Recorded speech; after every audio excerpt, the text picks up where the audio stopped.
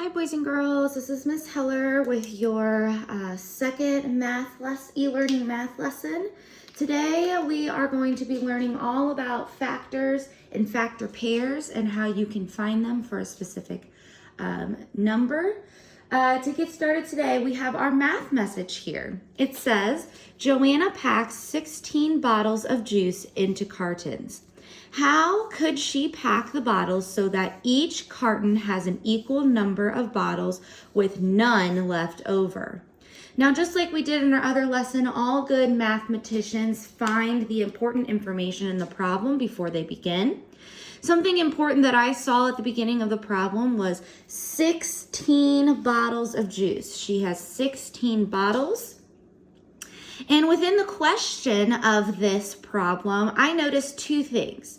I noticed that each carton has to have an equal number of bottles in each one, and you cannot have any left over.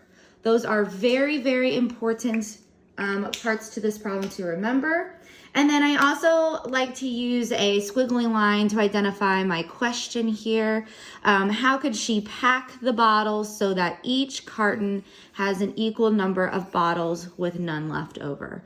Okay, so I would like for you to pause this video and think to yourself. You can take a piece of paper you have at home, if you have a dry erase board, even a scrap sheet of paper and a crayon, whatever you have at home. I want you to pause this video, read this question again to yourself, and think about how you could solve this problem.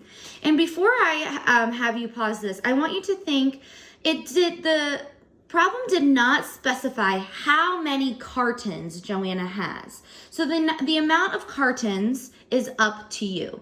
Go ahead and pause this video and take a minute to think about this. Now that you have thought about it, let's go ahead and dive right into this. You might have thought of several multiplication problems. You could have drawn an array. You could have drawn equal groups.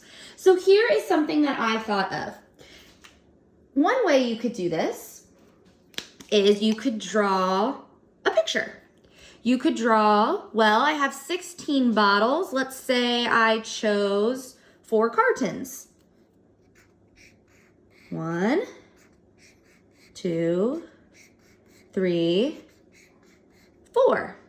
Okay, I have 16 bottles, so I will put a dot in each one until I get to 16. 1, 2, 3, 4, 5, 6, 7, 8, 9, 10, 11, 12, 13, 14, 15, 16. How many bottles did I put in each carton? Well, 1, 2, 3, 4. So now I'm going to create a number model to match the picture that I created. I have 4 groups of 4. 1, 2, 3, 4, which is the same as saying 4 times 4 equals 16. Now you could have also just thought to yourself, oh, well, I know several multiplication facts that equal 16. You could do 1 times 16 equals 16, which is 1 carton with 16 bottles inside. You could have done 2 times 8 equals 16. 2 cartons with 8 bottles in each one. And then you could have also thought to yourself up here, 4 times 4 equals 16, which is 4 cartons with 4 bottles in each one. And lastly, you could have drawn an array. So I'm going to choose to draw an array for 2 times 8. 1, 2, and then we have 1, 2, 3, 4, 5, 6, 7, 8. And I will fill in my other side. Now that I have drawn my 2 by 8 array, if I count the dots, I should have 16. 1, 2, 3, 4, 5, 6, 7, 8, 9, 10, 11, 12, 13, 14, 15, 16. Very good. Okay, so there we go. These are the different ways you could have figured out some problems for this, or some multiplication facts for this problem. So we have 1 times 16, 2 times 8, and 4 times 4 equals 16. Now, boys and girls, I want you to know that these are called, oopsies. These are called factor pairs. When you have two numbers multiplied by each other, that is called a factor pair. 1 times 16, I have a pair of numbers that I am multiplying. Two numbers that I'm multiplying. 2 times 8, that's a factor pair. 4 times 4, that's a factor pair. So when I ask for a factor pair in this lesson, I am looking for two numbers multiplied together. When I say factor, I am asking for one number within that pair. So for example, with the problem that we just did, the factors that were listed were 1, 2, 4, 8, and 16. Those are all factors for the number 16. And you can look in our factor pairs, all of these numbers were found in our factor pairs. 1, 2, 4, 8, and 16. So factors, two factors make up one factor pair. Now I want you to continue to think about our math message. I want you to take a scrap piece of paper. It can be on the same piece of paper that you already have, maybe on the back, anything you have at home. And I would like for you to draw what I have. I want you to draw 5 squares, just like this, 5 groups. And it says put 16 bottles into 5 cartons. So pause this video and do that for me. Put 16 bottles of juice into these 5 cartons. Now that you have done that, let's go ahead and do this together. So I have my 5 cartons, and I'm going to put 1 dot in each carton until I get to the number 16. Remember, you have to have an equal number of bottles in each carton, and you cannot have any left over. So let's see what happens.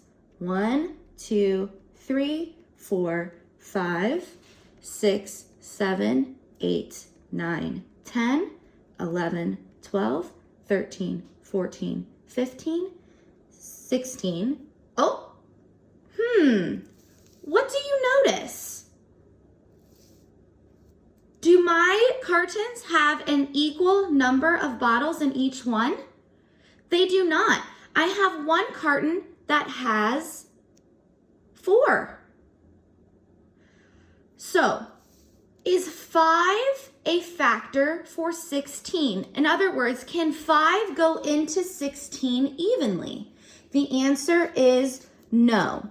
You cannot create a factor pair with the number 5 to equal 16. So let's go ahead and take this a little further. Oh, and that was my next one. I jumped the gun here. The answer was no. You cannot make a factor pair with 5 and 16.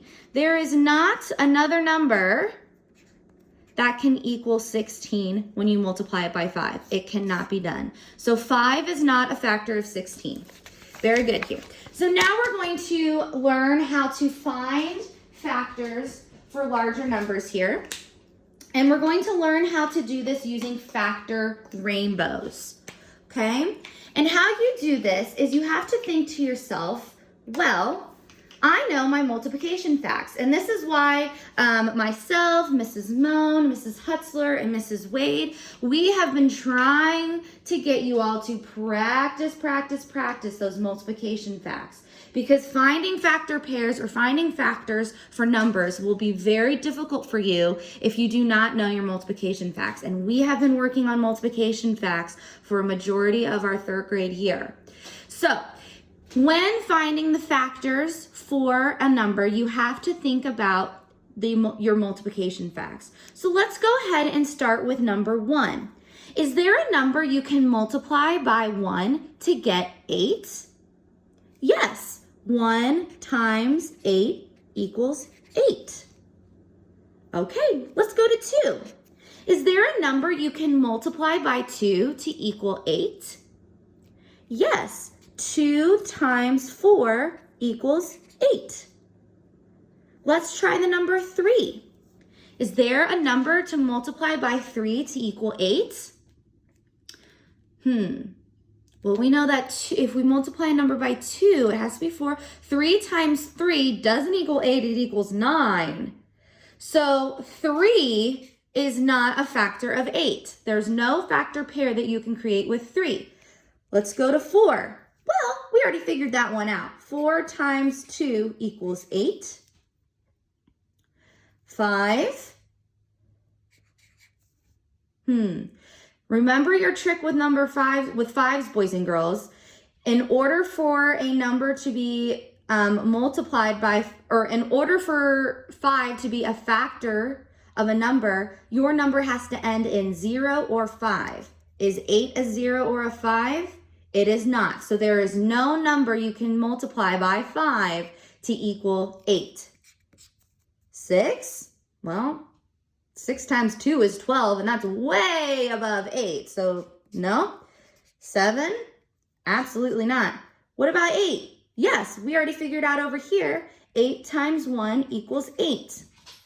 Now let me show you how this goes into our factor rainbows. We're going to list our factors. Remember, the numbers that we see in our factor pairs from least to greatest. So I have 1,